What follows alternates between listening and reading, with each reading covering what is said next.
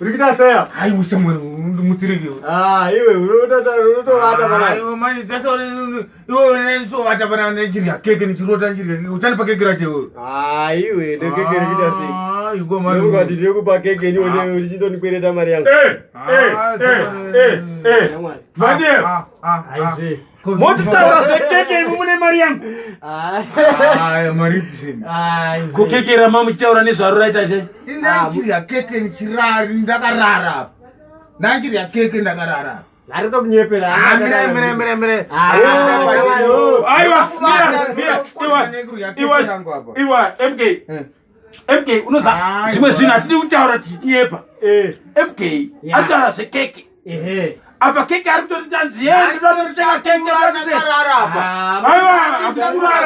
Akukurara MK. Ana jaira vanhu chimbe Kujerera ndapinda muzi yako ere. Ari jairira. Ndakujerera ndapinda muzi yako ere. Ndadzima vhuri yako ndarya madzi wako. Dirai naye mchinda ana jairira. Kudhira. Ari kandimusiye. Dirai naye. Utokora uri yakeke rangu randangati. Chiwa manje tichikuudza nyaya yeke.